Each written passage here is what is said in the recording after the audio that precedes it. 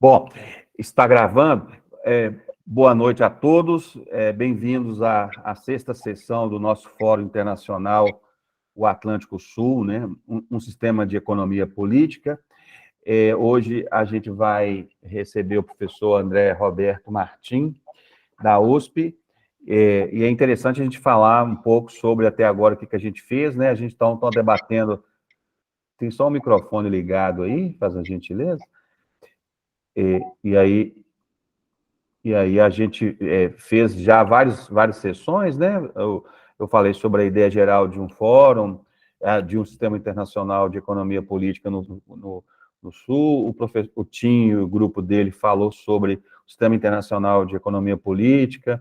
O professor João Noel atualizou as discussões para a gente aí, numa brilhante comunicação, né? A Fernanda falou também sobre as teorias geopolíticas, a projeção no mar, né? E hoje, o professor, então, a gente vai debater uma teoria geopolítica específica que ele é autor, que ele tá formulando, então, assim, espero que o debate seja bem agradável. Então, o professor André Roberto Martim é professor titular de Geografia da USP, é diretor do Laboratório de Geografia, o GeoPol, foi coordenador da estante de Geografia da editora Russitec, é autor da teoria geopolítica chamada meridionalismo, que é um modelo explicativo das possibilidades do Brasil no sistema internacional, e é autor do livro Brasil, Geopolítica e Poder Mundial, o Anti-Golbery, que é um livro bastante instigante, convido a todos a ler. O Januel está com a... Professor, então, se eu esqueci alguma coisa de falar sobre o seu currículo, por favor, fale, fique à vontade aí. A hora que você quiser que eu passe os slides, eu começo a passar, tá bom? Muito obrigado, Jairo. Muito boa noite a todos, né?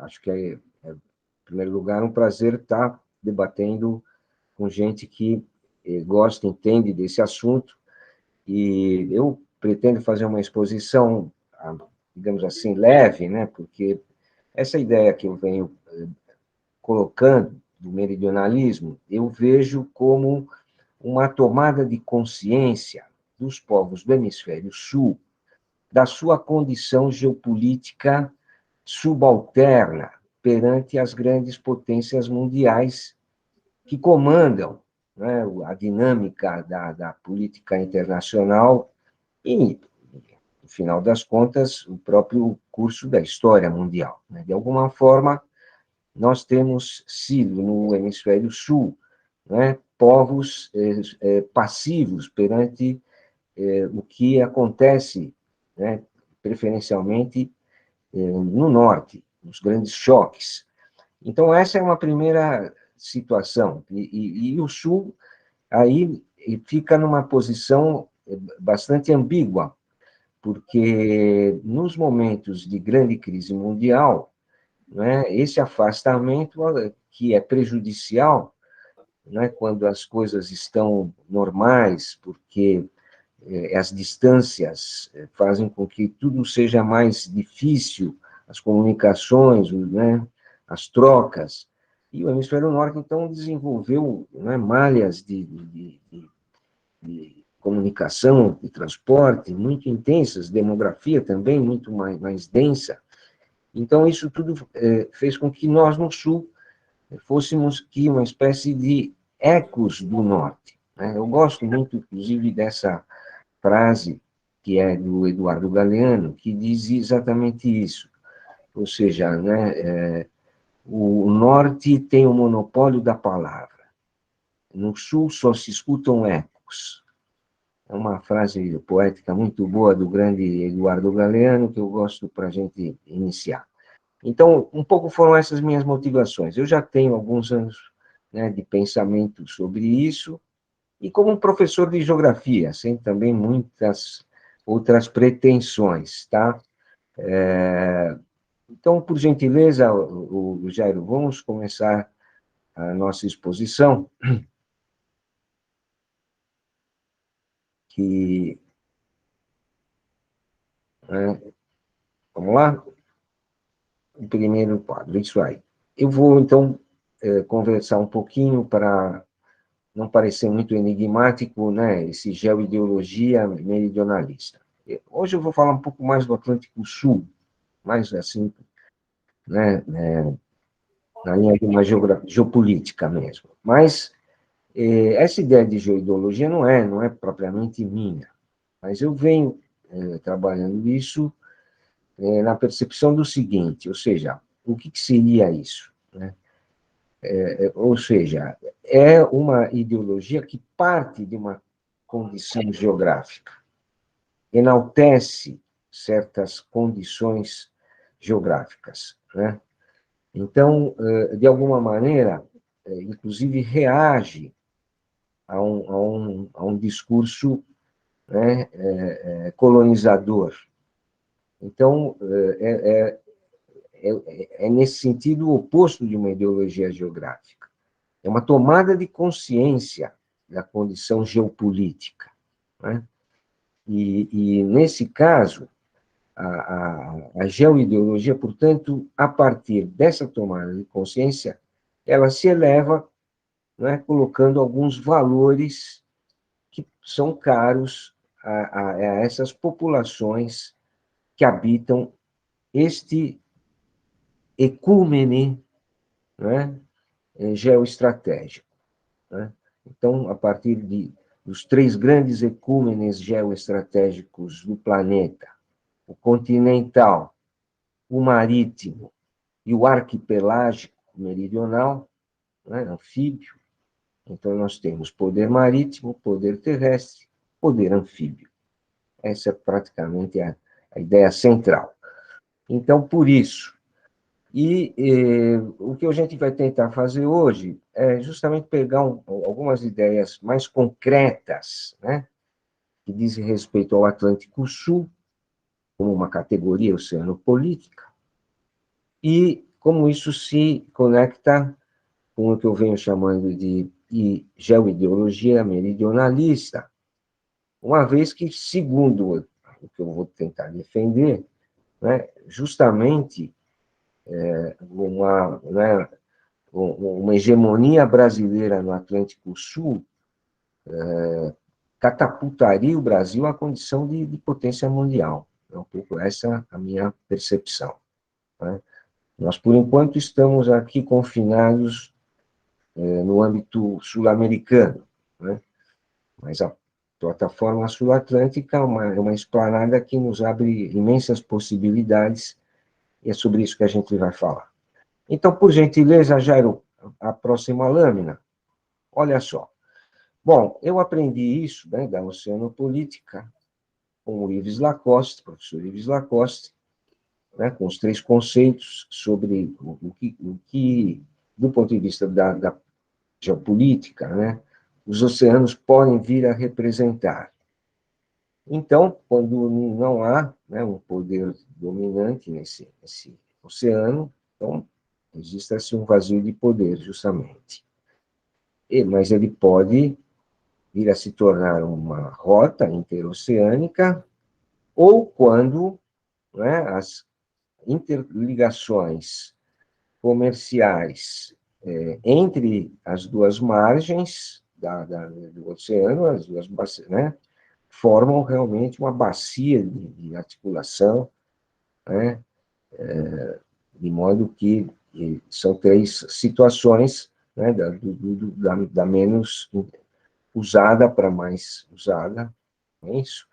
Então, o vazio de poder, a linha e a trama de interconexões na bacia oceânica. Então, são as três possibilidades de classificação dos oceanos. Vamos à frente. E aí começamos com o nosso aqui, né, que é o Oceano Atlântico. E vejam que a primeira consideração a fazer é como assim, né, Atlântico Sul, Atlântico Norte, né?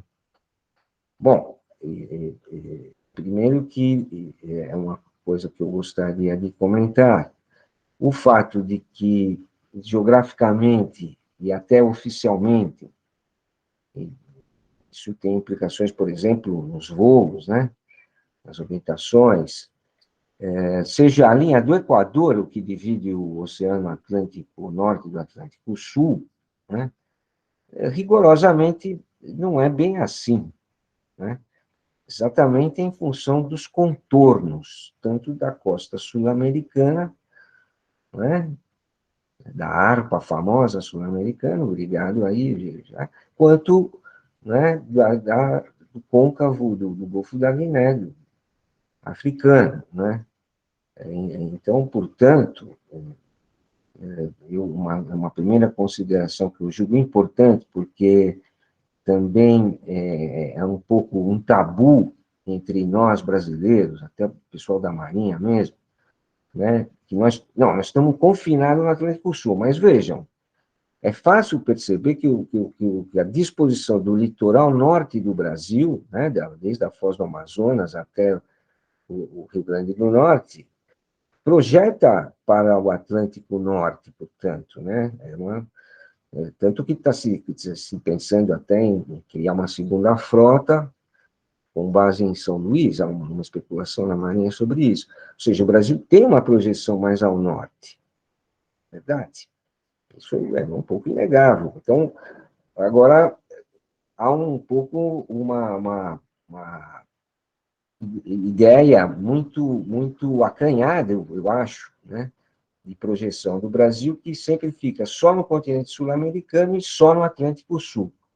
Tá bom, mas então, o que é o Atlântico Sul? Né? E se vamos falar em termos de Atlântico Sul, bom, o Brasil se sobressai no Atlântico Sul, inegavelmente, né, como o país que tem né, uma ampla janela, né, para o Atlântico Sul. Pode passar o próximo, pode passar o próximo. Então, isso está bem claro, né?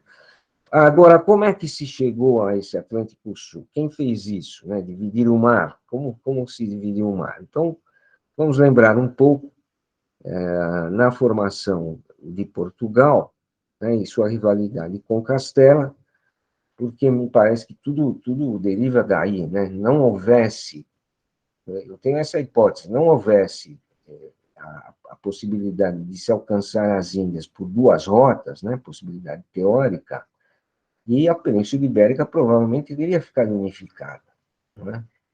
Mas como os portugueses, desde cedinho, como mostra esse mapa, desde a sua formação, decidiram pelo caminho do sul se formar para justamente fugir, né, do peso geopolítico de Leão e Castela, né? Castela é muito bem posicionado no promontório central da Península Ibérica, né, dominando topograficamente toda a península, e Portugal, então, refugiando-se no litoral, próximo, procurando aproveitar-se, né, do mar. Muito cedo eles desenvolveram, né, uma cultura de pesca, né, muito antiga, muitos pescadores, pode-se dizer mesmo, né, são os pescadores medievais, né, os portugueses, toda a tradição de pesca lusitana e portuguesa que realmente foi a base para as grandes navegações depois, né? Alguém quer falar alguma coisa? Eu não escutei, por favor? Prossigo? Tá. Então, né, nesse mapa a gente mostra, isso eu quero então só refrisar, né, que a diretriz geopolítica de Portugal foi meridionalista. Então, eu não estou inventando nada, né? Eu estou tentando recuperar uma história que começa em Portugal, né, e que chega até nossos dias, né, vista pelo ângulo da geopolítica. De modo que a formação territorial de Portugal mostra isso, o caminho, né, da reconquista contra os mouros, pelo caminho do sul, né, e não tentando ter o controle de toda a península, como foi o projeto de Castela, que tinha vários, né, procurou unificar a península, né, e, aliás, até hoje é um processo complexo, né, com Aragão, Leão. Alguém está querendo falar, eu parece.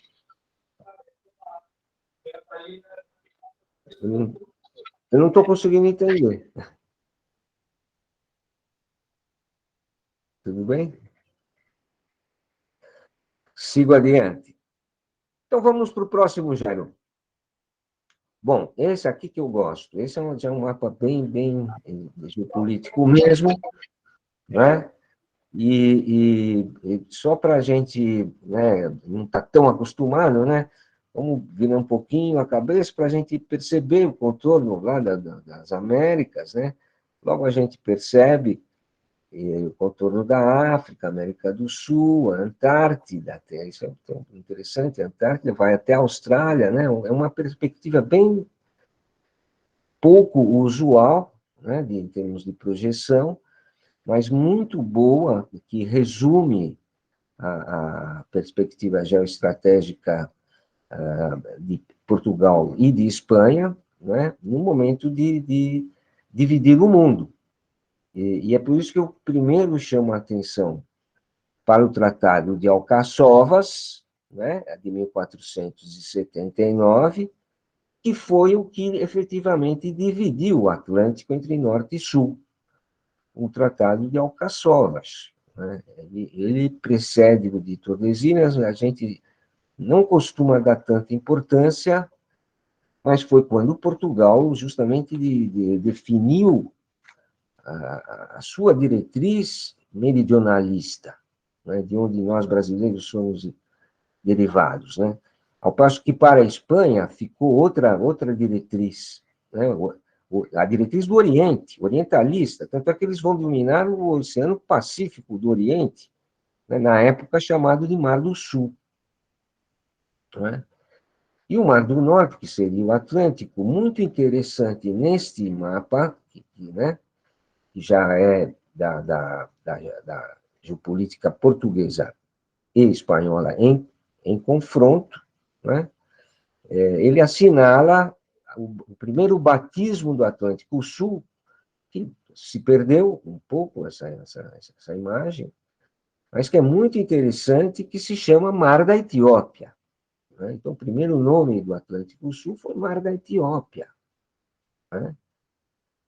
É autoexplicativo, né? Aqui não precisamos entrar em detalhes, mas eu gostei bastante. E vejam, e a divisão com o Mar da Índia, né? O Mar da Índia. Mar da Índia.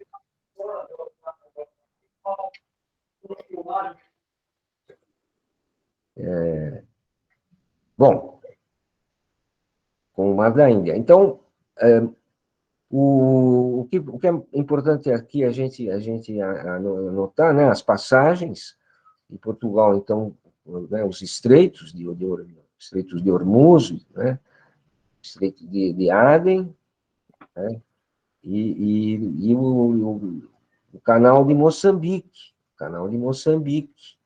né, que nós vamos até hoje, né, registrar uma presença, né, portuguesa, da língua portuguesa, e é um ponto estratégico muito importante.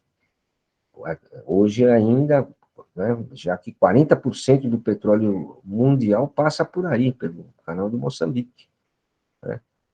Então, é um ponto estratégico no qual eu penso que, justamente, né, a Marinha Brasileira deveria ter alguma presença. Logo mais ao norte, há problemas sérios lá de pirataria e tudo mais, e essa é uma área em que, né, os direitos de liberdade de passagem para nós no Atlântico Sul é muito importante, né?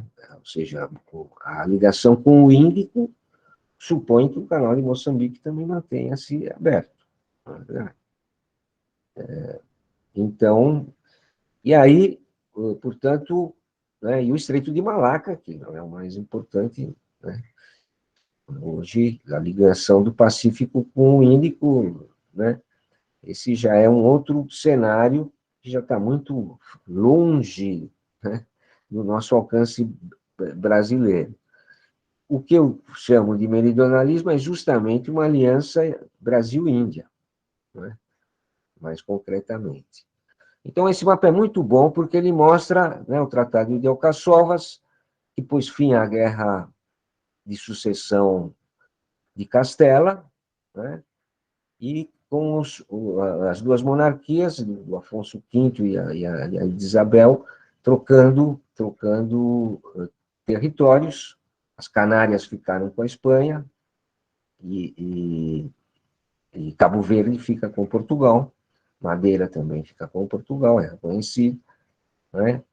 E também um renuncia ao trono do outro, né, na sucessão, de modo que isto põe fim à Guerra de Sucessão, e ao Tratado de Alcaçovas, menos lembrado. Do de Tordesilhas nem vou me estender, né? Nem vou me estender muito ao Tratado de Tordesilhas, que é bastante explorado, exceto num ponto, eu acho que vale a pena a gente retomar. Jairo, por gentileza, a próxima lâmina.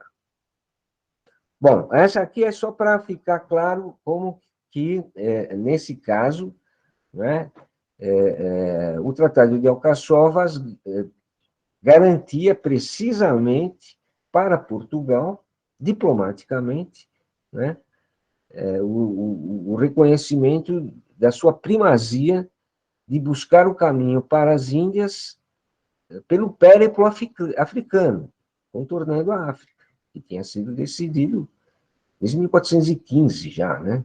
Começa a expansão africana em direção ao contorno do Saara, né? Ao contorno da África, portanto, isso colocava muito claro, porque saindo das Canárias e tudo para o sul, veja-se que ficava muito favorável para Portugal, né?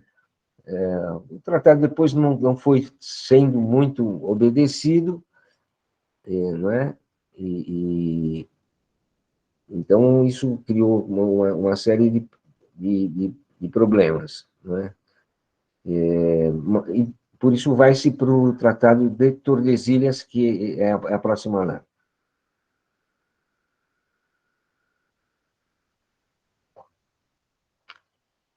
Isso. Aqui, no Tratado de Tordesilhas, né, o que eu queria chamar a atenção é justamente o pontilhado, né, o pontilhado, que é a bula interquetera, né, que, vejam vocês, chega a alcançar um pedacinho do litoral brasileiro, né, mas não satisfez os portugueses, né, que aí conseguiram passar de 100 para 370 léguas, né? Ou seja, um avanço considerável que garantiu todo esse grande território, então, né, para Portugal. Por que eu chamo a atenção? Porque exatamente essa fatia de território entre uma e outra brasileira, né, que ficou garantido, portanto, por um diploma régio do Papa e tudo mais, e que, portanto, antecede, né, o Brasil, o território e o Estado antecedem o próprio povoamento e a construção da nação, né? É um território já tem um lote, né? Está loteado. Esse loteamento da América do Sul, a maneira como Portugal conseguiu alcançar isso, me leva a crer que realmente Portugal tinha um conhecimento já prévio, né, do que representava isso. E não foi assim tão fortuito, como muitas vezes se fala na historiografia, né, de se passar de um para outro, né? Fala-se muito porque da as Canárias e Cabo Verde ficaram, né, a contagem das 100 léguas, no caso da Intercoetera, ficou meio indefinido qual seria o ponto de partida e tal. Isso, sim, serviu um pouco como pretexto, mas eu acho que muito mais aceitável é a hipótese de que, sim, os portugueses já conheciam, com a viagem antes do Duarte Coelho, já, tanto é que os mapas de Portugal mostram isso, porque eles já... o meridiano de Tordesilhas, para os portugueses, ele passava pelo Amazonas e pelo Prata, né?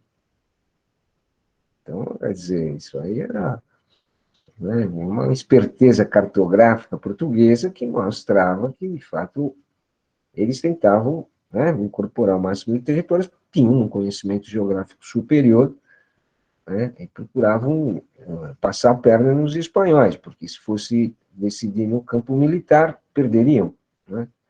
Então, acho interessante a gente mencionar isso, porque a diplomacia portuguesa está muito calcada nesse conhecimento geográfico superior, né?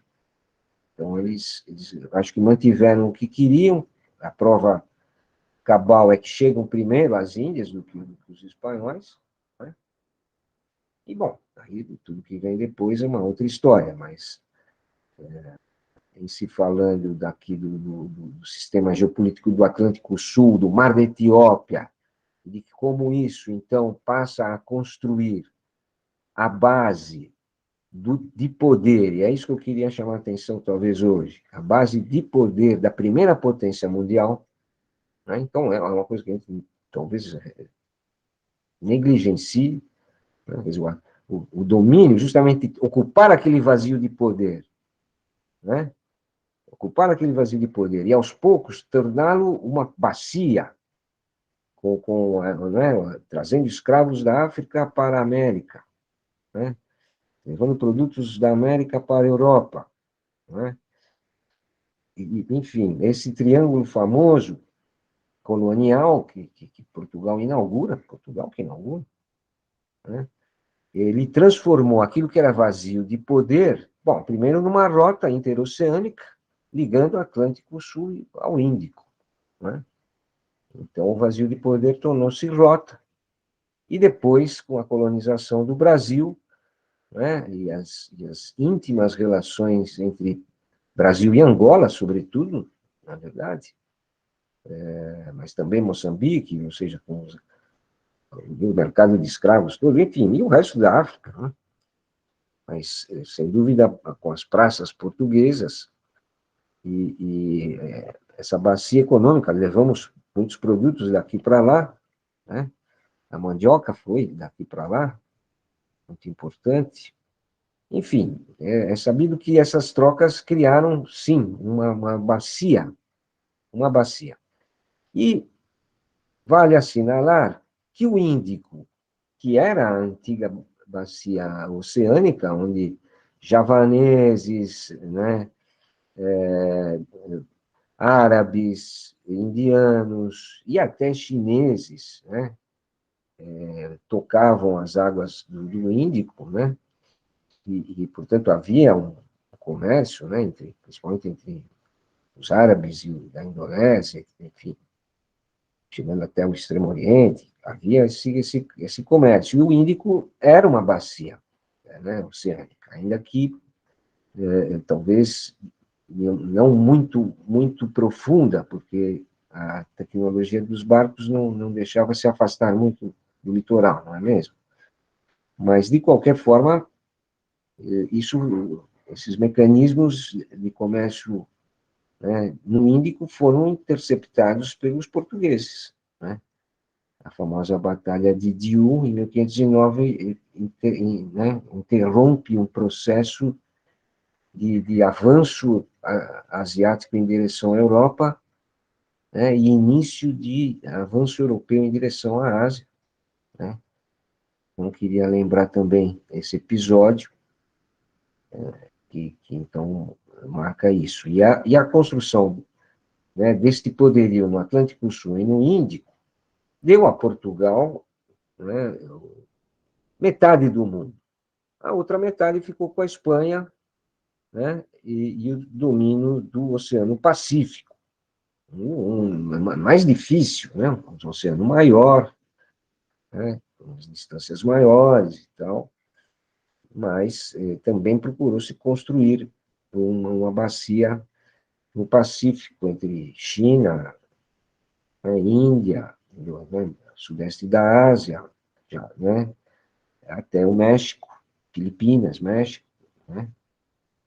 Então também procurou se construir ali, na verdade, uma outra bacia oceânica. Então, dito um pouco isso, nós temos já um pouco uma ideia do Atlântico Sul, né? Como é que foi esse oceano, né, etíope, primeiramente, depois Atlântico Sul, né, com uma divisão.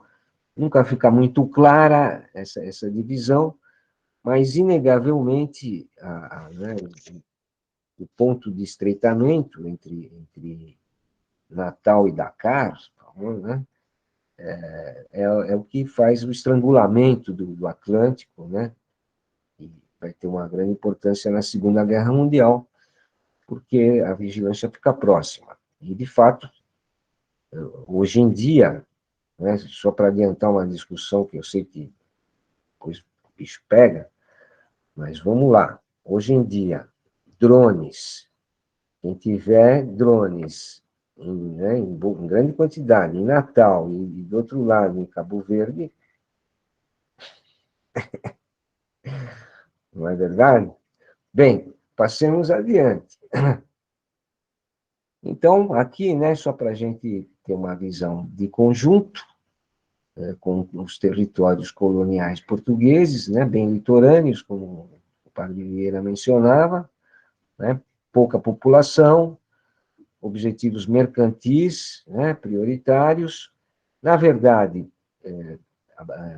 o Índico, as especiarias do Índico com prioridade, mas transformando o Índico em né, rota transoceânica. O Índico não era, né? Ele passa a ser uma rota transoceânica do Índico para o Atlântico, né? E é o menor dos oceanos, é o mais fechado, né?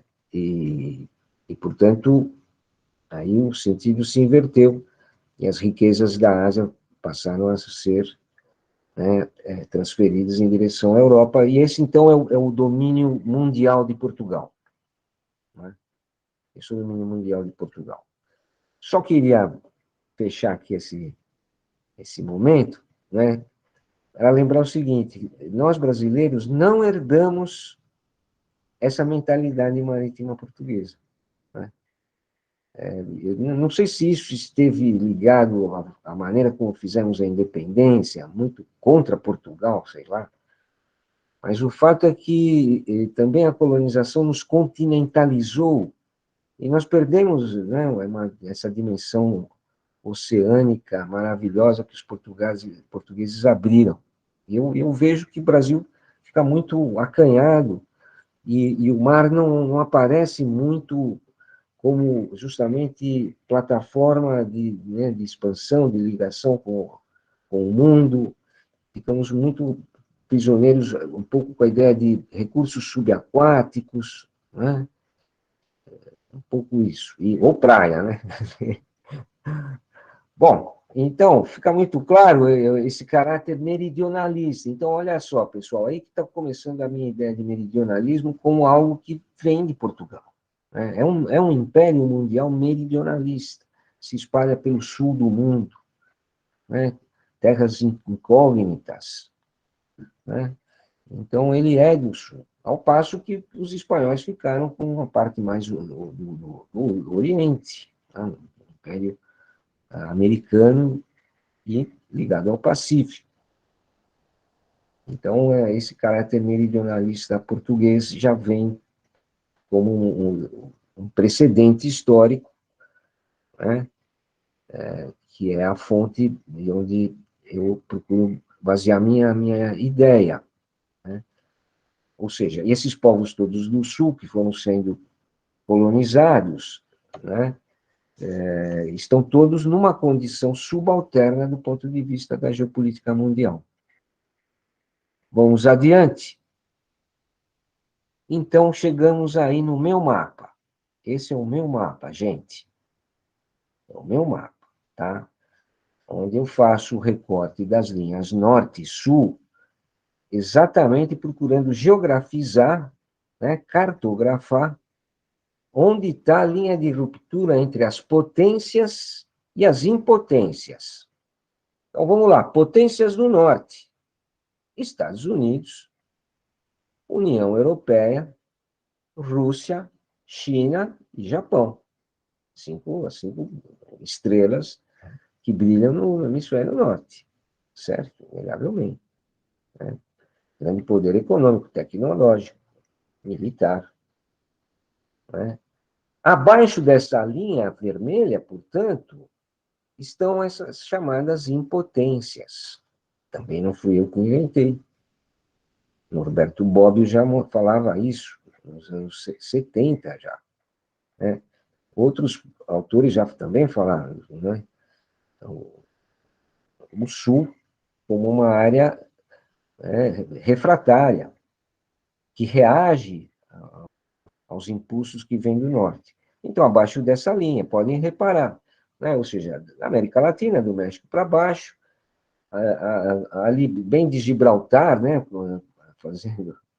fazendo a fronteira, a África para baixo, a Turquia para baixo, né?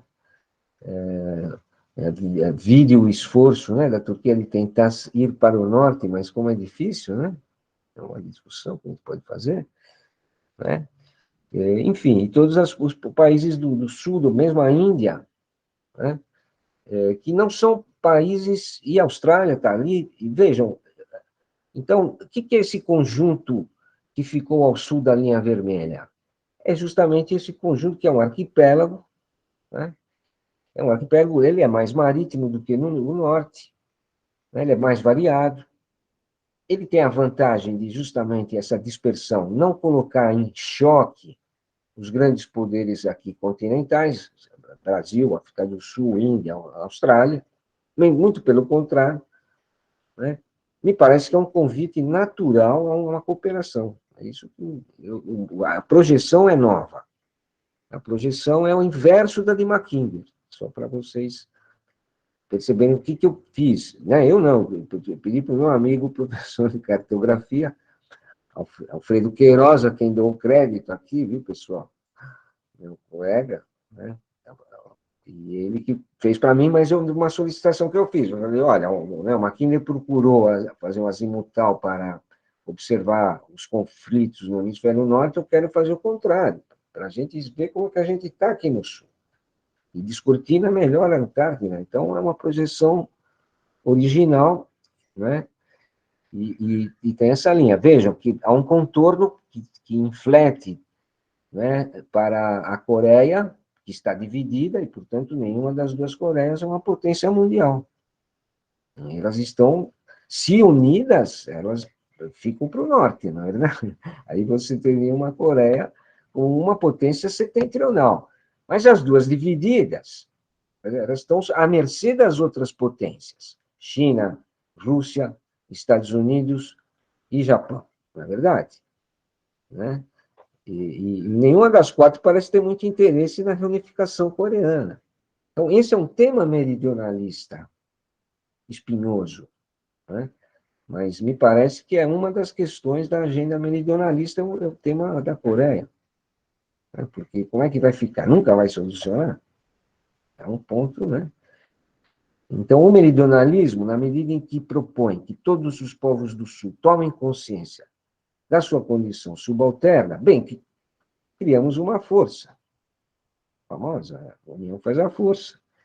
Criamos uma força e essa força pode ser representada pelas principais potências, né, desse conjunto. O latino-americano com o Brasil, o africano com a África do Sul, o sul da Ásia com a Índia, inegavelmente, e a Oceania com a Austrália. Estaria bem representado. É uma proposta bem concreta que eu tenho, se formar um Conselho do Sul, porque nós temos, né, o IBAS, o famoso IBAS, o Brasil tem o IBAS. Então, eu proponho que se inclua a Austrália no IBAS, que se convide a Austrália para se incluir no IBAS. Né? Eu acho que seria importante. Temos identidades com os australianos, muitas identidades com os australianos. Né? Estamos no Sul. Então, né, eu acho que isso tudo é algo que também está em construção, né? Mas eu parto de uma geografia. Então, por isso que eu chamo geoideologia. Da geografia, eu parto para a ideologia. Né? Da geografia, eu parto para a ideologia. Então, aqui que começa, digamos assim, talvez vai ficar mais complicado. Mas como assim? Como assim? Bom, vejam, este ambiente, né, ele justamente, ele coloca a questão da paz como, né, um valor muito importante. Né? E ele pode ser realmente um intermediário entre o choque do leste com oeste, do marítimo com o continental, o sul chamar a atenção, né, para um... Desculpe, André, é que entrou aqui, ele me paralisa aqui, eu vou voltar. Tá bom? Por falar nisso, eu estou falando muito, né? Quanto tempo você acha que a gente... Para a gente terminar, Jair, me dá uma dica. Mais um pouco. Tá bom, já eu vou indo para... Tá bom? Vamos em sequência, então?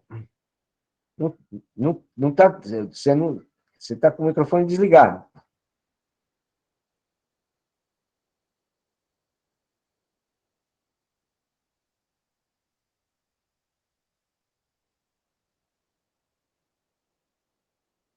O Jairo está com o microfone desligado, Jairo. Tá bom. Então, vamos continuando? Então, tá bom. Pode mandar bala. Isso. Bom, então já estamos indo para as considerações finais. Eu estou... Isso, pronto, perfeito. Daquele... Não é, o Atlântico Sul, como eu vejo, por parte do Brasil. De um lado, do lado marítimo, não é? Do lado marítimo, nós temos essa condição, esse já é um mapa, inclusive, da Marinha Brasileira, que lembra que justamente esse cordão de ilhas britânicas, né, que formam a rota para a frota britânica, pontuando, foi obtida em acordo com Portugal, né, a partir do acordo de Mitten, eles foram transferindo a soberania, e esse colar de pérolas nas ilhas oceânicas ficou com os britânicos.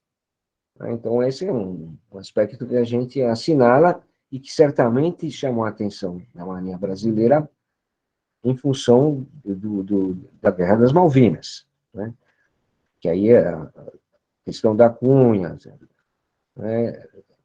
E principalmente as Ilhas Jorge do Sul, São Luís, e depois as próprias Malvinas, né, que tiveram um conflito militar, e isso era um pouco inesperado, né?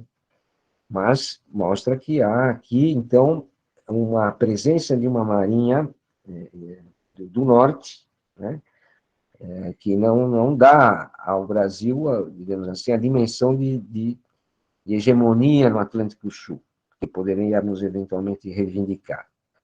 Por enquanto, a gente está procurando limitar a nossa capacidade no patrulhamento costeiro, né, águas territoriais, zona econômica exclusiva.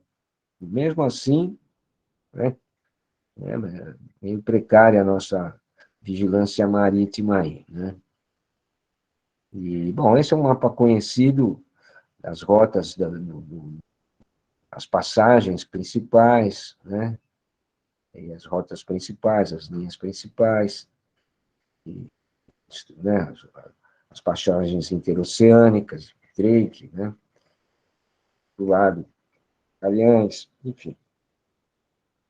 Vamos para o próximo. Aqui, esse já é a última versão que eu tenho, realmente do Exército e da Marinha também, né, que foi a inclusão justamente da Antártida, né, nessa zona de proteção, que é o que o conceito de entorno estratégico brasileiro foi um pouco alargado, né, então ele hoje inclui, né, a zona costeira da África, poderia surgir então uma ameaça ao Brasil, e onde, ao contrário, né, nós temos ótimas relações, e vale registrar as opacas também, né, o acordo de cooperação do Atlântico Sul, e aí tem a linha de defesa mais estreita, né, e vejam, como eu tinha falado, tem até uma zona de influência que já chega no Caribe, que foi por conta da nossa presença no Haiti, fundamentalmente nos obrigou a pensar também num cenário, né, que normalmente o Brasil não projeta, né, influência, mas acaba tendo. Portanto, é uma atualização. A perspectiva meridionalista que eu tenho proposto parte daí, chega ao Índico, com uma aliança com a Índia, e chega também ao Pacífico, com uma aliança com a Austrália, né, fechando, portanto, esse bloco de países do Sul, que precisam ter uma perspectiva, com relação ao meio ambiente também, muito ativa, né, porque são zonas mais protegidas que no norte, e que muitas vezes são exatamente cobradas por isso. Então, tem que ter uma abordagem específica, há uma agenda ambientalista comum no Hemisfério Sul, há uma agenda de desenvolvimento também que é comum no Hemisfério Sul, né? E essa agenda, principalmente diplomática, geopolítica, né, de ter voz na ONU, no FMI, né, nos fóruns realmente de decisão, né? E, se possível, alcançar o patamar de ter assento no Conselho de Segurança da ONU, né? Eu acho assim que a minha exposição era isso, basicamente. Próxima, Jairo. Para terminar, isso que é a parte mais ideológica que eu tenho falado, né? Como seriam isso, esses valores, e por que isso? Então, é uma atualização da famosa roda, né? Mapa de roda medieval, em que você tem a inversão, né, do OT, a inversão do mapa de roda OT, porque que agora nós temos uma divisão atlantismo e eurasianismo, está lá o choque na Ucrânia, não preciso me estender sobre isso, claramente um choque, mas no sul não há choques. Então, o meridionalismo pode ser esse bloco. Como nós não temos nem poder militar como os eurasianos, nem poder econômico como os atlantistas, nós temos que nos conformar com a questão ideológica, né? E é nesse sentido, então, que nossa agenda vai nessa direção, né, de defender a paz mundial, de defender uma postura mais preservacionista no meio ambiente, e também uma postura decolonial com relação às drogas. Também eu acho que é um ponto muito importante que une os meridionalistas, né? Já que justamente a decisão de que droga é legal, que droga é ilegal, vem do norte, né? Criminalizando culturas meridionais. Então, se os meridionais tomarem consciência da sua condição, eu acho que a gente pode dar uma contribuição importante para a paz mundial, né? Como algodão entre cristais, né? Como se costuma dizer. Muito obrigado, era isso que eu tinha para falar. Esses são números, né? Só uma projeção. Sempre o Brasil aparece entre os principais, os 5 primeiros, 6, né? Olha aí, China, Índia, Estados Unidos, Indonésia, Brasil, Rússia. Essas são projeções, né, Claro que isso é tudo muito especulativo, mas são bases confiáveis, né? Então, e aí é a mesma coisa, né? Não precisa nem passar isso, né? É muito efetivos militares, que é outra, né? Onde aí a minha ideia é a seguinte: o Brasil, né? Ele, vejam só, o Brasil poderia avançar muito mais se quisesse. Por quê? Porque nós somos, né, em potencial, uma economia que pode ser maior do que a da Inglaterra e da França. Não há nenhum problema em pensar isso. Já tivemos no calcanhar, né, da Inglaterra, até passamos uma vez, e da França, né, mas somos um PIB menor do que a Alemanha e Japão. Porém, nós poderíamos nos desenvolver militarmente mais até do que a Alemanha e Japão, na verdade. Nós não temos o tipo de constrangimento que a Alemanha e o Japão têm. Nós poderíamos ser potências militares, sobretudo ter uma marinha, né? Eu vejo com um pouco mais de musculatura, né? Então, acho que se o Brasil investisse mais em indústria de defesa, né, sobretudo no poder aeronaval, isso seria muito bom para o Brasil em muitos sentidos. Seríamos mais respeitados mundialmente, desenvolveríamos tecnologia, empregos de melhor qualidade aqui, né? Enfim, era um pouco isso, pessoal. Muito obrigado pela atenção, tá bom? Fico aqui à disposição para a gente conversar. Você desculpe, é porque eu acho que entrou uma pessoa, eu tive que voltar, aí eu fiquei mudo, mas você tem tempo, agora que eu consegui, você tem tempo para falar mais? Não, tudo bem. Então... Acho que tá bom já também, porque também, sabe que vocês desculpem, vocês perceberam que eu estou um pouquinho resfriado. Então, acho que também, para minha garganta, tá bom, Jairo. Depois. Tá bom. Ô, André, eu gostei demais, parabéns. Então, eu vou abrir aqui. O Tim, você quer falar o Jonuel? Depois a gente abre aí para todos os... Eu falo o Tim e o Jonuel porque eles são mais velhos, né? Uma brincadeira. Né? E depois a gente... Mas é respeito, tá? Então, depois a gente abre para os garotos aí, o Gustavo, o Fernando. O Fernando é um garoto. Tudo bem? Ô Tim, fica à vontade, Jonuel, depois a gente abre aí. Ok, perfeito. Muito obrigado, André. Fiquei muito impressionado com alguns pontos, especialmente da história, porque eu fiz faz já vários anos um estudo sobre a relação entre o Renascimento fiorentino e o Portugal, começando com mais ou menos 1420. Foi realmente uma relação extraordinária. Um mapa famoso de Paulo dal Pozzo Toscanelli, mandado ao Portugal, que chegou às mãos de Colombo, foi enviado a Fernão Martins, um abate da coroa em Lisboa.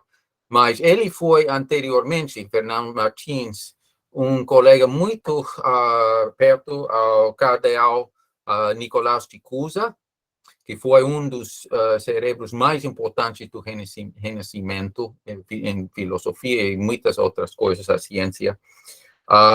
Eu não vou entrar, eu vou mandar para você e todos podem perguntar para mim. Temos na página da EIR em português uma tradução desse artigo meu. Mas, especialmente isso do Tratado de Tordesilhas, a decisão de mudar a linha para o oeste, eu estou totalmente de acordo com você. E são poucos que dizem isso.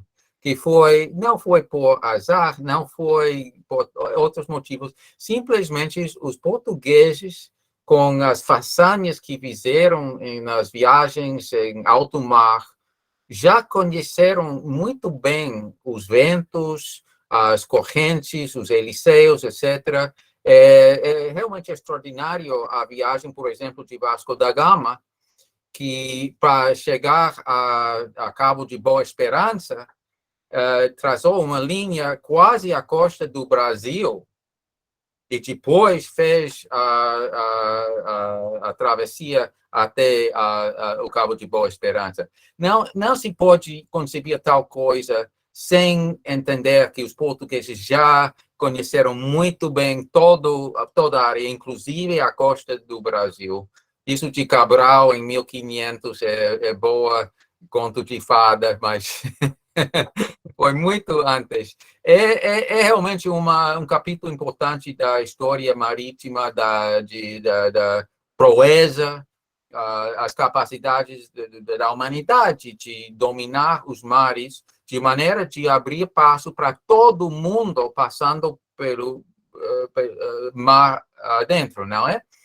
Isso foi um dom para todo mundo. O papel dos portugueses, o papel dos fiorentinos devem receber mais conhecimento hoje em dia. E tem para mim, algo importante, os mapas de você, os mapas, isso hoje em dia, a membresia do Brasil dentro dos BRICS, o Brasil, Rússia, China, Índia e África do Sul, que ao ver o mapa da extensão da influência e da influência portuguesa, a Índia, etc. Isso é de conhecimento na história, mas hoje em dia tem outro vertente, digamos, muito importante, em termos de desenhar algo não sujeito à ditadura das finanças de Londres e de Nova York, de Wall Street, etc.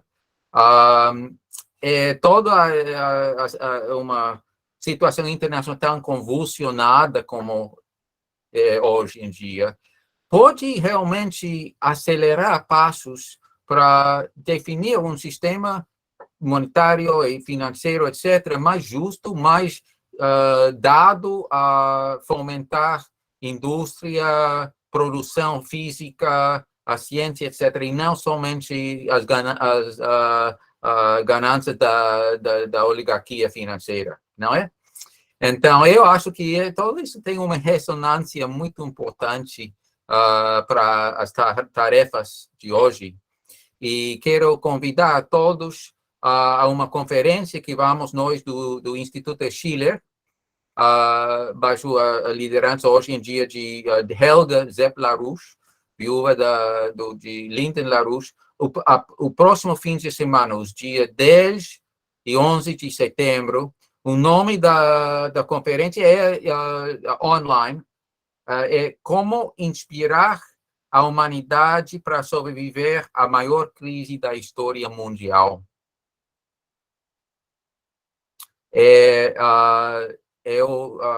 Eu vou, depois, quando outra pessoa tenha a palavra, eu posso colocar no chat um link para isso. Isso é o que eu quis comentar agora. Isso que você disse agora sobre a diferença entre o programa de legalizar a droga que vem do norte e não do sul, eu acho muito importante, porque realmente eu fico muito apenado, digamos, dentro dos Estados Unidos, ao ver toda a direção de legalizar a droga, simplesmente porque é uma maneira de medir o valor que uma sociedade dá à mente humana. E a mente humana realmente é a fonte da riqueza, todas as forças produtivas, toda a tecnologia, a ciência, etc. E assim, lançar a juventude a um futuro sem avanço econômico, mas com acesso muito fácil à droga, é realmente um crime. Então, só quis comentar isso, porque existe uma pressão muito grande agora na Colômbia, com a nova presidência em Colômbia para legalizar a droga em Colômbia. Acho que grupos ao redor de George Soros e outros estão realmente dedicados a fomentar uma sociedade de droga em vez de uma sociedade de produção internacionalmente. Foi um comentário de você muito interessante para mim. Isso. André, antes de você comentar, fazendo a gentileza, é porque o professor Joanuel, ele tem que sair, ele quer fazer um comentário, aí você faz a gentileza, comenta o Tim e o Joanuel. Professor, Joanuel, pode falar. E aí você faz essa gentileza? Tudo bem, Joanuel? Você quer falar? Pode falar. Eu acho que ele ficou mudo.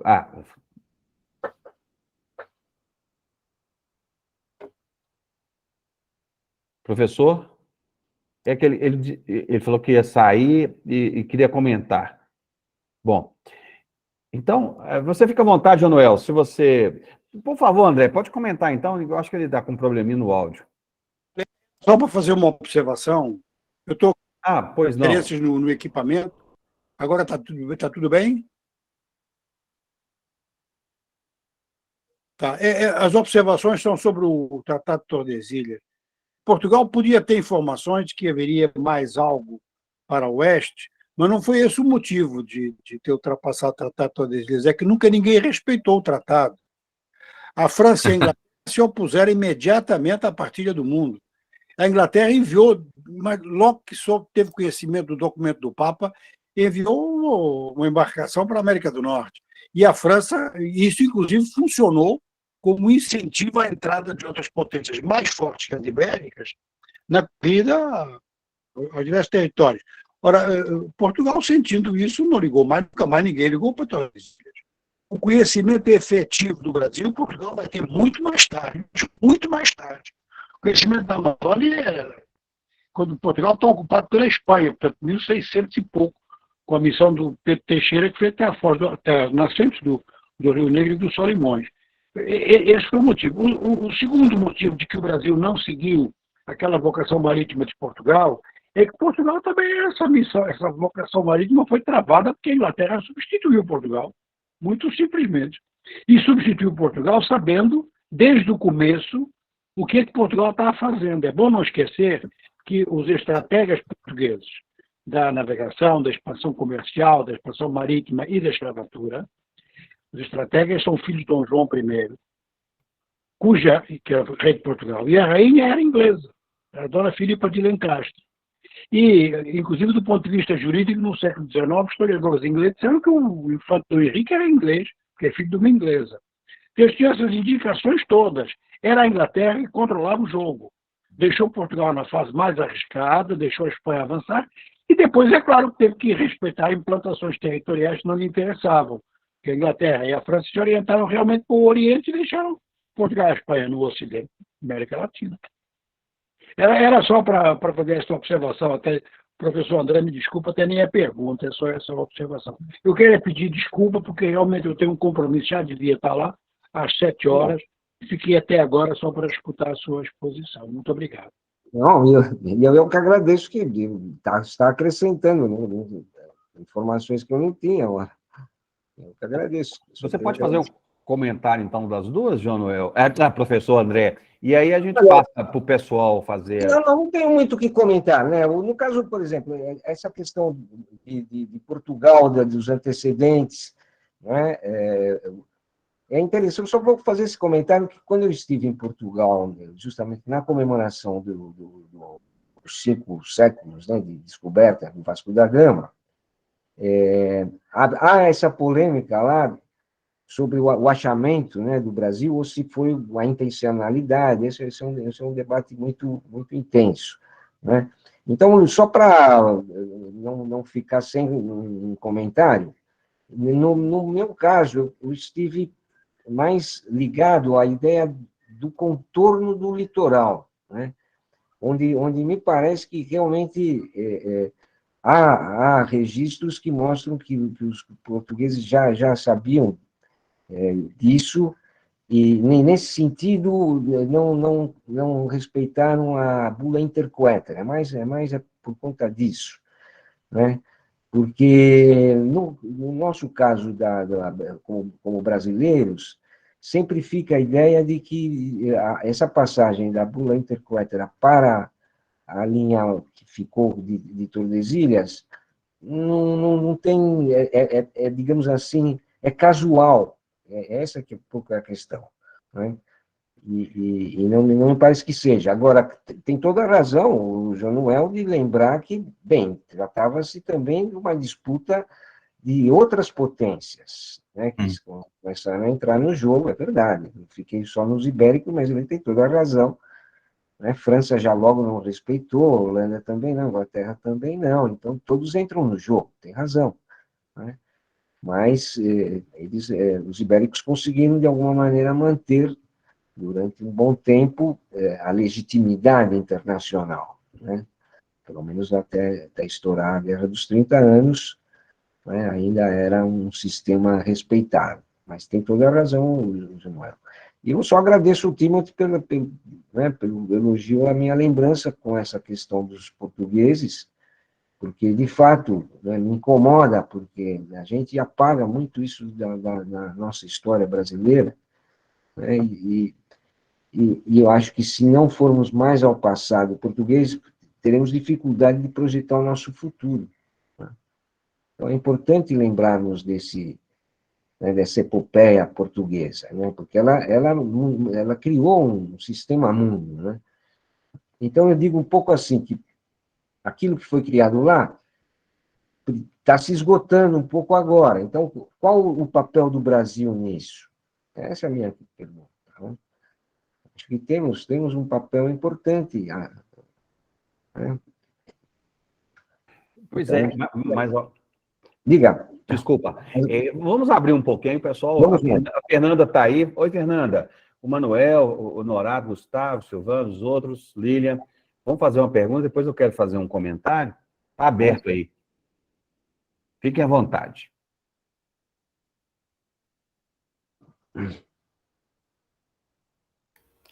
Só mais agradecer a exposição mesmo, mas por enquanto eu só observando assim também. Mas eu achei bem interessante ter a disposição dos mapas também, tipo, até mostrar assim esse vazio, entre aspas, de poder que existe nessa região sul também. E tem essa potência assim que realmente exerce alguma influência forte. Fica mais a obedecer o norte. É isso aí. Deixa eu só fazer esse comentário que é até um pouco engraçado, porque 12 anos, já não, 10 anos atrás, 2012, eu tive a ocasião de já apresentar um pouco essa ideia, né, na Câmara Federal. Né? E depois, num comentário que a gente fez lateral, né, eu cheguei a falar, olha, meu sonho é em 2012, 2022, no bicentenário da independência, o Brasil fazer um desfile naval, mostrando o seu poder naval, com submarino nuclear, porta-aviões, não sei o quê. Seria... Por quê? Porque aí seria a reafirmação da soberania, 200 anos depois. Né? Soberania, né, no século XIX era a liberdade dos portos, não era isso? Soberania hoje é a independência científico-tecnológica, né? Me parece. Então, por isso, fiz esse comentário. Não conseguimos.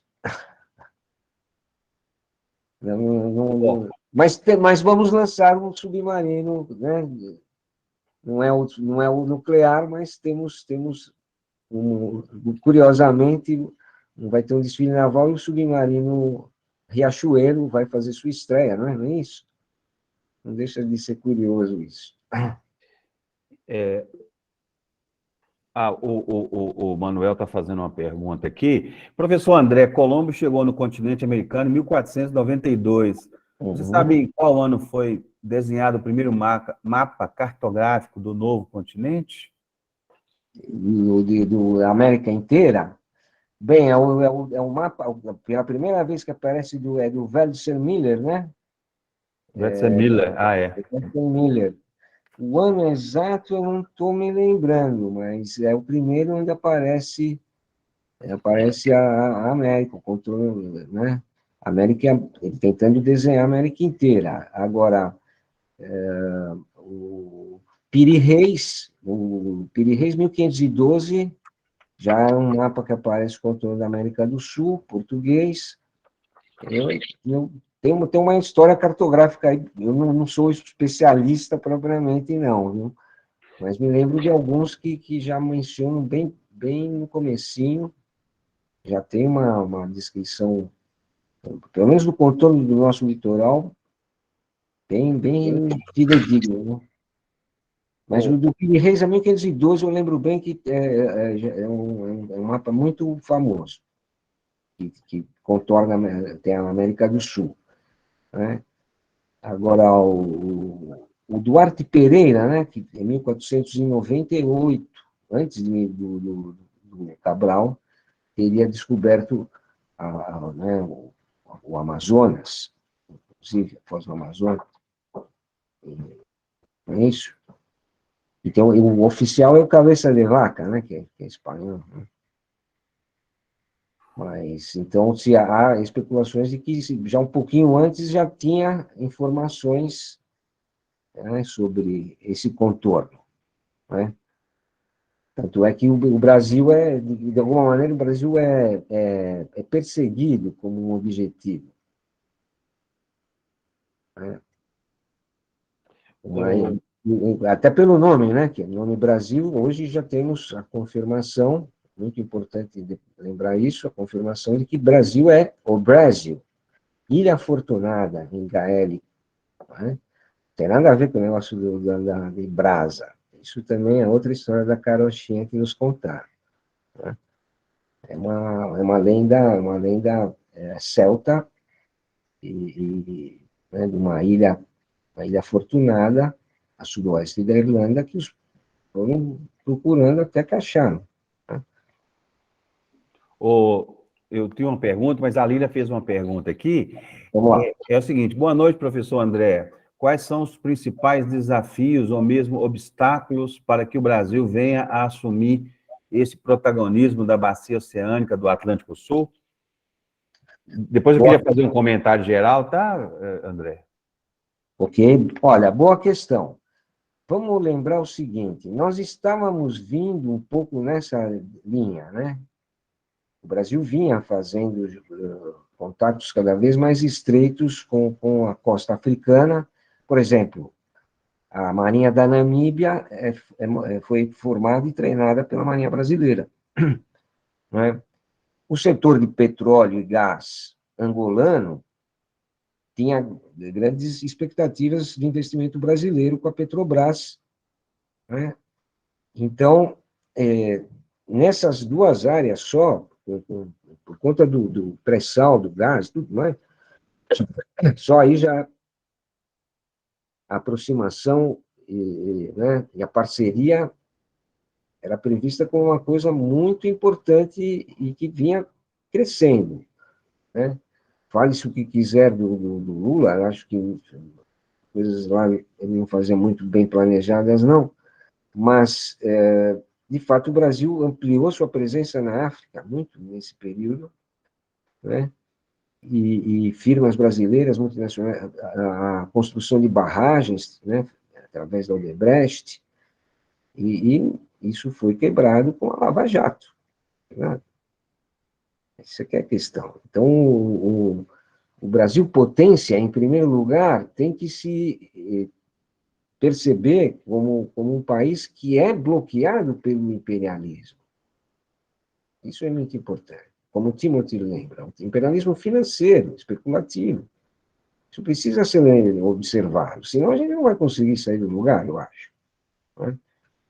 E agora, como romper com isso? Como conseguir reunir forças e uma direção, uma orientação de investimentos produtivos e interessantes para a população, como, por exemplo, hoje eu vejo a rede ferroviária, né, de transportes rápidos, de trens rápidos. Não é possível a gente ficar tão atrasado nisso, né? Mas não se investe nisso.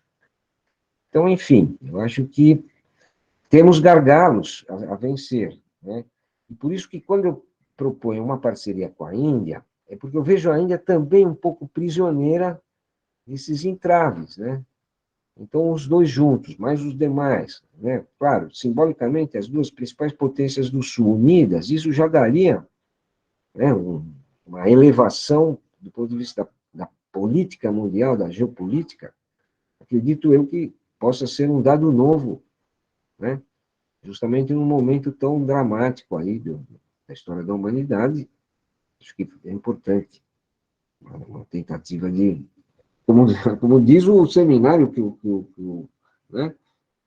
Como inspirar a humanidade para sobreviver, é isso mesmo, né? Eu confesso que no início da minha reflexão, eu não pensava que poderíamos chegar a isso. Né? Eu comecei, só para que vocês, colegas, né, para vocês saberem, tudo isso começou com uma mera aula de geografia para posicionar para os alunos onde está posicionado o Brasil no mapa mundi, no hemisfério americano, no hemisfério ocidental, no hemisfério meridional e na região intertropical. E aí me dei conta de que falava-se muito da tropicalidade brasileira, né, da presença, né, dentro do hemisfério americano, mas a gente esquecia que éramos meridionais também, só isso. E aí me deu um clique, eu falei, poxa, é verdade, mas nós estamos no sul, aqui, aí já eu comecei a pensar no mundo meridional, olhando melhor, poxa, no mundo meridional o Brasil é o maior de todos, e ainda por cima tem maior liberdade de movimentos, porque a Índia está meio encaixotada entre o Paquistão, os Himalaias, o Índico, tem vizinhos muito poderosos, é a China de um lado, é a Rússia do outro, enfim. Não é como o Brasil. O Brasil tem países pequenos, vizinhos, né, de uma formação muito parecida, não temos inimigos na nossa retaguarda continental. Isso é uma vantagem fantástica, não é verdade? E atravessando o Atlântico também temos povos amigos que estão dentro, fazem parte da nossa carne, do nosso sangue, da nossa alma. A África está aqui dentro, verdade?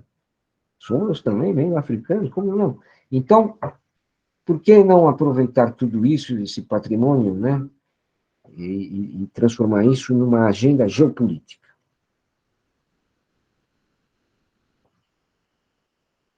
Bom, tem uma pergunta do Silvano aqui, aí depois eu faço um comentário. Está perguntando assim, a construção de portos no Nordeste, ligando o Brasil comercialmente com a África, o Caribe, Cuba. O Brasil precisaria expandir para a Índia? Além de rotas comerciais, é necessário desenvolvimento tecnológico e científico no campo militar? Eu responderia afirmativamente.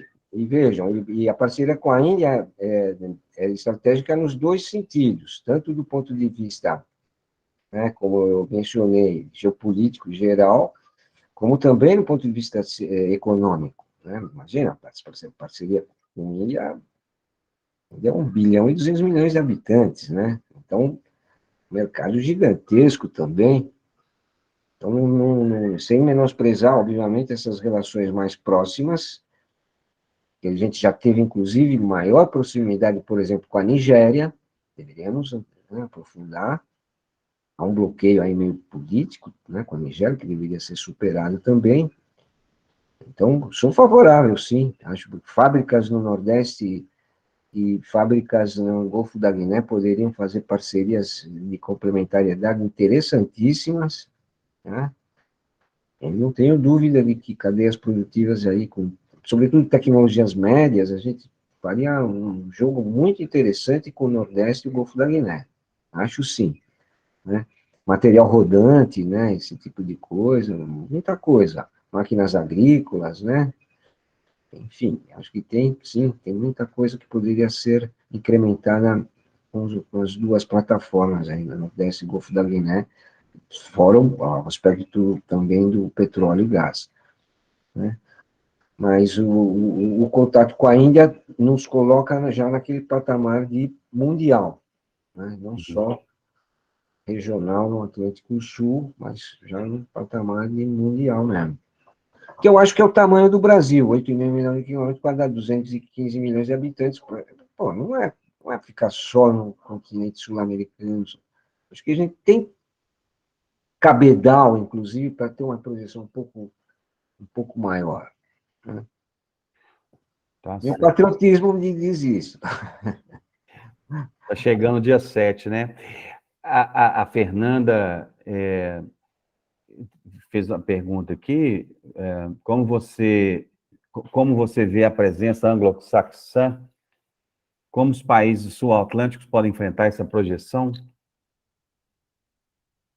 Olha, é muito boa pergunta. Eu vou pedir só um minutinho para ir para o banheiro. Pode ser, só um minuto, porque essa pergunta é muito difícil. Eu vou tentar responder, só um minutinho. Tá bom. Enquanto isso, Tim, você podia fazer a gentileza e mandar esse convite que você mandou aí via. Manda para mim por e-mail, porque aí eu vou disponibilizar, porque esse convite para inscrição espanhol, eu acho que eu não recebi. Depois você envia fazendo a gentileza? Sim. Assim, Para isso é em o português. meu e-mail. Aham. Português, você podia enviar Sim, por e-mail, que aí eu eu faço disponibilizo. agora. Sim. O Silvano disse também que tem interesse no seu artigo, está tá no português, né? Está no site Sim, em português, né? exato. Eu vou mandar o link para Manda o link para o outra seu. vez, mas também o link ao artigo meu sobre a relação entre o Renascimento fiorentino com o Portugal, o Tá. Montinho. Nós vamos combinar o seguinte: eu vou. A pergunta da Fernanda, né? Ele vai responder. Se tiver mais alguém, faz alguma pergunta. E aí eu queria fazer um comentário. Aí depois a gente abre aí, consideração final, o Tim e tal, tá bom? Vamos Ok? esperar ele. Se tiver mais alguém que quer fazer uma pergunta, ele já pode escrever. E aí eu queria só fazer um comentário e aí a gente passa para as considerações finais. Ô, André, fica à vontade. Você quer que eu repita de novo para você? Vou Não, repetir. tudo bem. Lembro da pergunta, fui e voltei pensando a resposta. Olha, sem dúvida, a gente tem um problema aqui, né? Aquele mapa que mostra a presença britânica, né, no escolar de ilhas e tal, e o fato de que eles estão investindo muito, né, em poder naval, isso mostra que né, os britânicos pretendem permanecer como uma potência imperial nos próximos anos, nas próximas décadas, né? E é inegável que o Brasil, embora ele próprio não tenha um problema imediato com os ingleses, né? Na sua projeção de força, vai ter que esbarrar com essa presença britânica aí, né? Então, eu sou defensor de que nós temos que desenvolver justamente uma capacidade naval considerável, né, para que a Inglaterra não se coloque como uma potência superior aqui na América do Sul, né? Eu acho que nós temos que desenvolver bastante o nosso poder naval, né? E aproveitar que justamente é um momento histórico em que não há, né, grandes conflitos terrestres. Então, acho que o Brasil pode vir a liderar, né, o continente num sistema de defesa, como a gente estava fazendo na linha do CDS e da Unasul, né, que foi abandonado por razões ideológicas aqui, né, a gente sabe disso, e a gente não pode perder a perspectiva dessas interferências. Agora, não vejo um contencioso com os Estados Unidos direto, não. Não temos um contencioso com os Estados Unidos. E aí, por que eu incluo a Austrália no nosso projeto? Porque não há aqui uma perspectiva anti-americana ou anti-anglo-saxônica. Não é essa a questão. A questão é o imperialismo. Isso é um sistema que nós temos que derrotar. E os próprios norte-americanos serão nossos maiores aliados nisso, inclusive. Então, vamos diferenciar bem as coisas. Eu não vejo. Nós temos, e sim, como tem a Guiana Francesa fazendo fronteira com a gente, como tem as Malvinas aqui que a Argentina reivindica, nós temos dois problemas aqui, e tem as ilhas com os ingleses. Então, fechar os olhos e dizer que não tem problema é bobagem, né? Então, acho que temos que. Isso justificaria, na minha opinião, a existência de forças armadas brasileiras,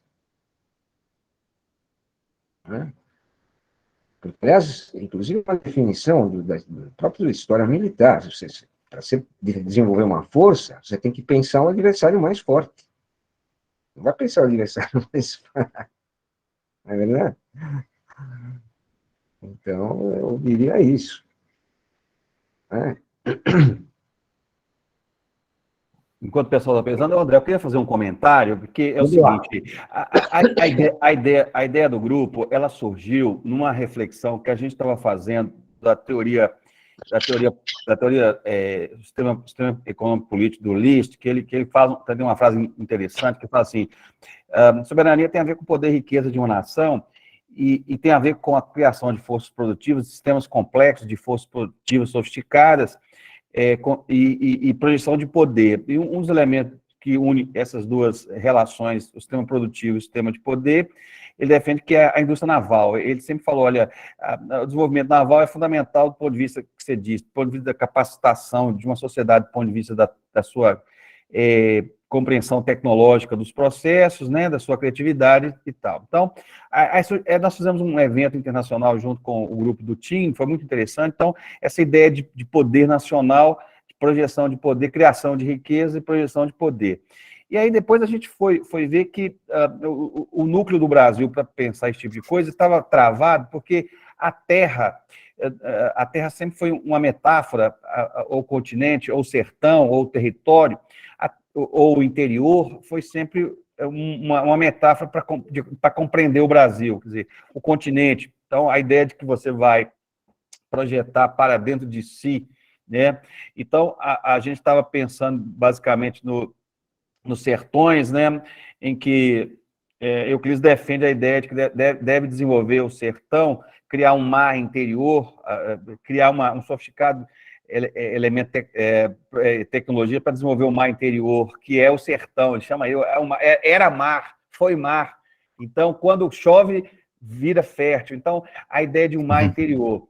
Então, a ideia nossa era saber o seguinte: qual seriam, por isso que eu meu comentário é um pouco extenso, que eu gostei demais, quais seriam as teorias geopolíticas que poderiam nos embasar nessas ideias. Então, eu gostei demais, né? A Fernanda já fez um mapa aí das teorias, e aí, mas eu achei interessante porque você está formulando uma teoria exatamente que a gente está precisando, quer dizer, por que o mar, por que nós devemos, não do ponto de vista do princípio lá do List, mas do ponto de vista prático, atual, das relações de força, por que nós devemos pensar o mar? Então, a ideia é o seguinte: tornar o mar a metáfora para pensar o Brasil, quer dizer, a terra foi elemento aglutinador do pensamento social brasileiro, mas o mar também poderia ser.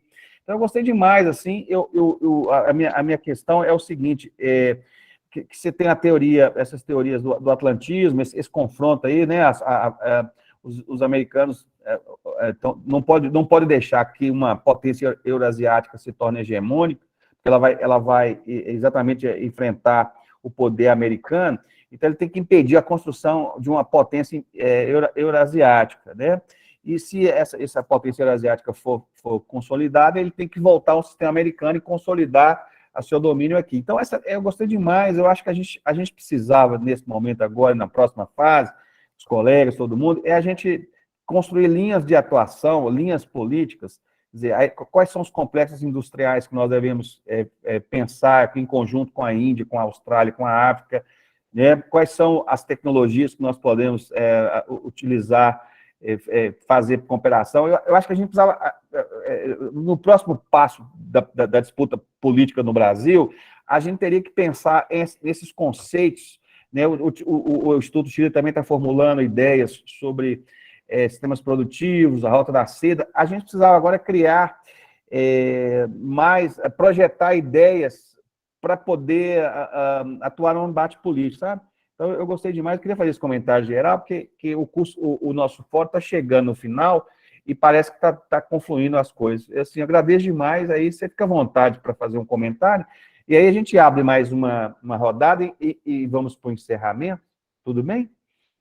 Tudo bem, tudo bem. Ficou aí, eu acho que você tem toda a razão. E só a gente vai lembrando que tem muita coisa. Biotecnologia, por exemplo, é uma área aí imensa.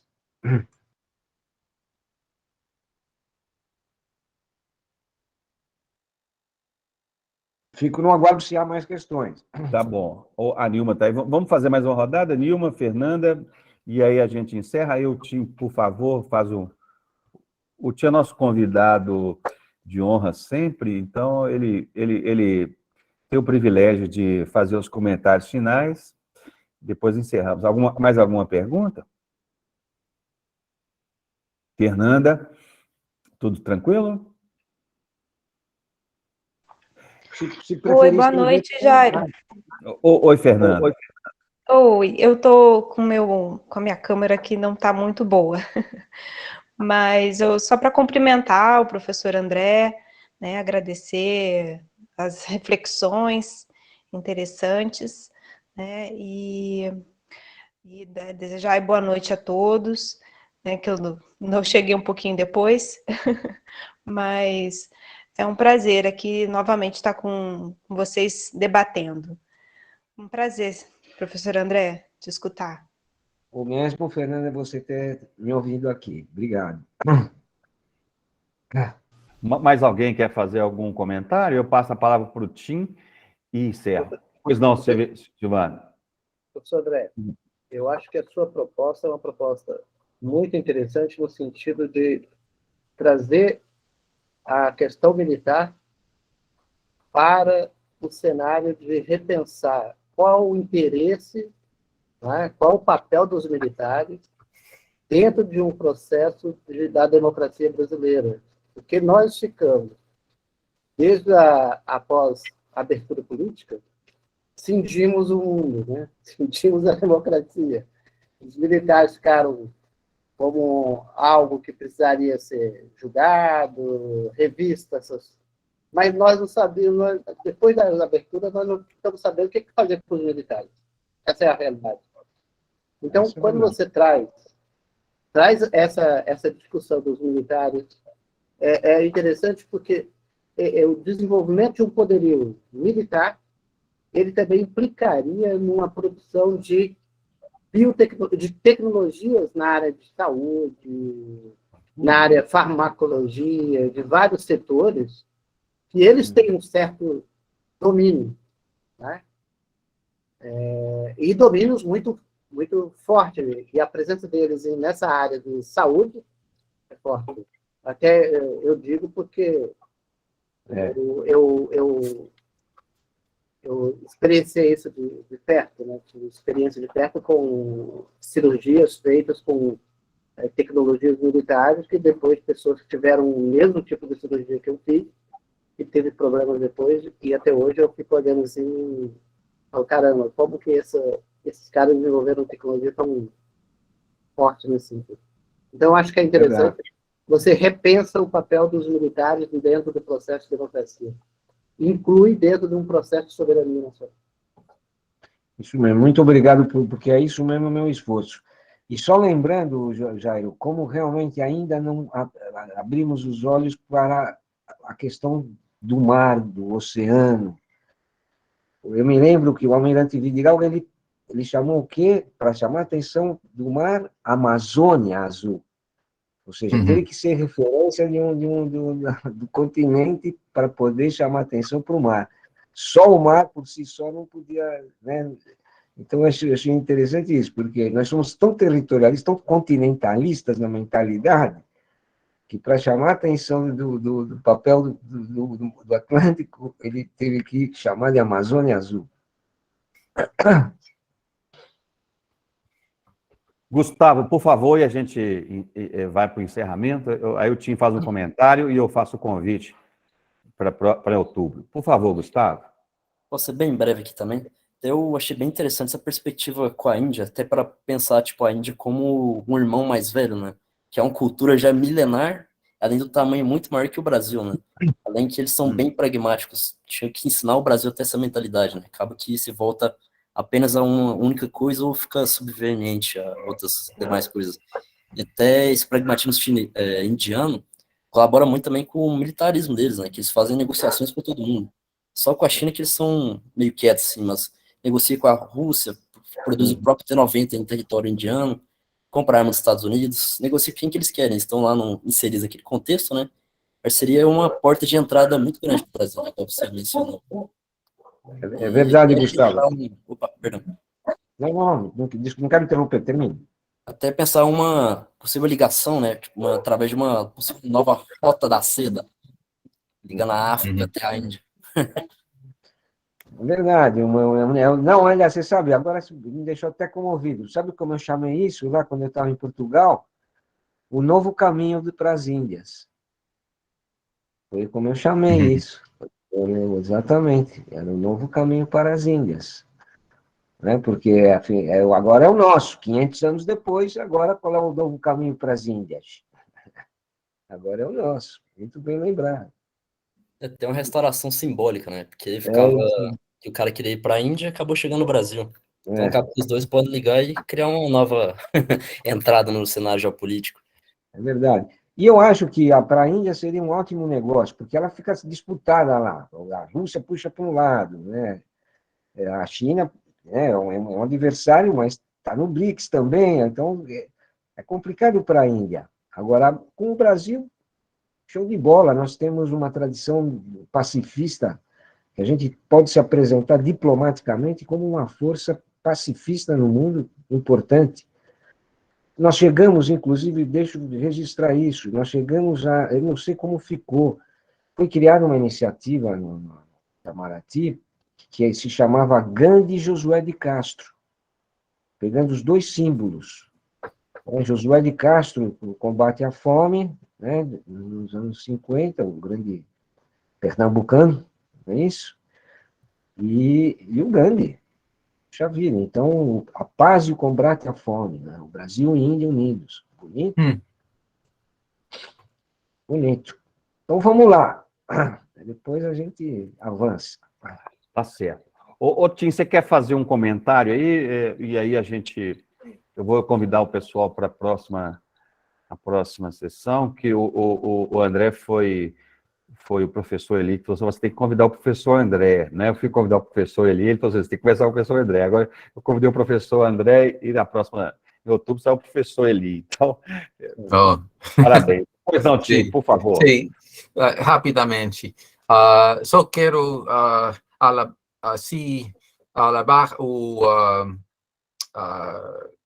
o teor, digamos, de deliberação desses fóruns. É muito importante alertar a gente que nós, do Instituto Schiller, com um programa de conferências internacionais para, assim, juntar gente de várias partes do mundo para, assim, deliberar sobre como sair de uma crise tremenda, tanto nas questões estratégicas como econômicas. Agora existe uma fome incrível internacional, perigos para a produção alimentar tremenda, muitos outros desafios. Existe na Ucrânia um centro que se chama Centro para Combater a Desinformação. É uma criatura da OTAN, dos serviços de inteligência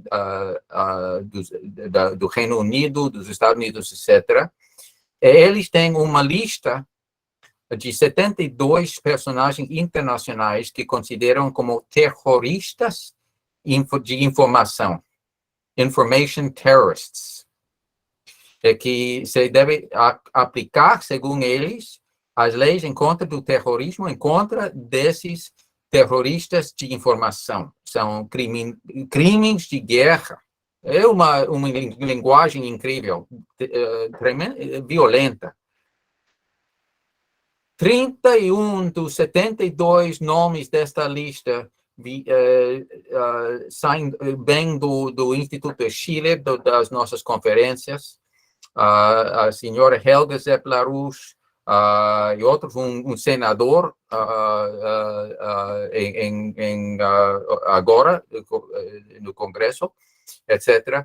Somente para buscar saída do conflito na Ucrânia, que podem realmente abrir passo para um futuro para a Ucrânia, mas assim reduzir conflitos capazes de levar a humanidade a uma guerra nuclear.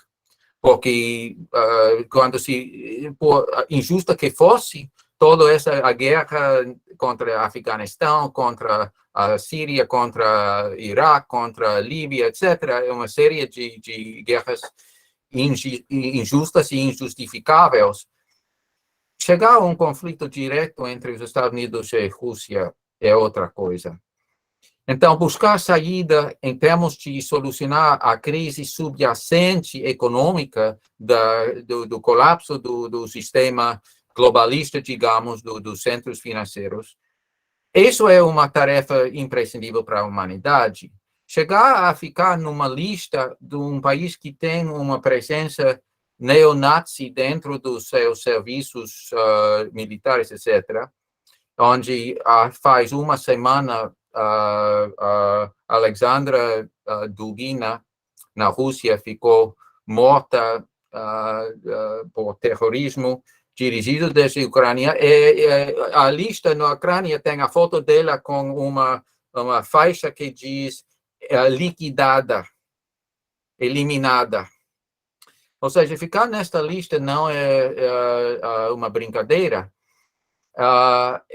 Digo tudo isto porque a necessidade de manter a capacidade de deliberar sobre como renovar um sentido de cooperação internacional capaz de juntar grandes projetos de infraestrutura, como é o da Belt and Road Initiative, uma rota, etc., é dentro da história dos Estados Unidos, em termos do Tennessee Valley Authority, de grandes projetos da época de Franklin Roosevelt, o projeto Apollo de Kennedy.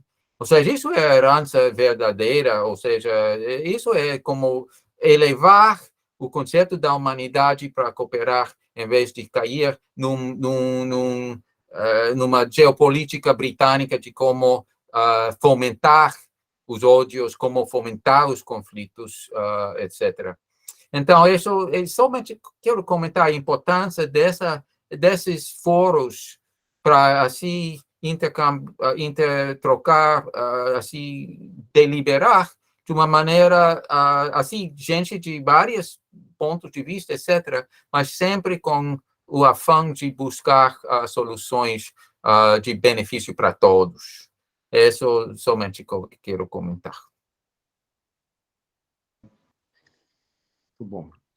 E eu só posso agradecer ter podido estar com todos vocês aqui, porque sempre também aprendo muito. Muito obrigado. Bom, então eu gostaria muito de agradecer ao André Roberto Martim por a sua generosidade de trabalhar uma reflexão com a gente. Eu fiquei com você falou de Duguinha aí, eu fiquei lembrando aqui, mas aí a gente pode debater no outro momento qual a diferença entre a teoria eurasiática do Dugin e a sua teoria meridionalista, mas a gente vai debater isso em outro momento. Eu agradeço demais a presença de todos, o Tim, parabéns aí pela sua coragem, pela iniciativa.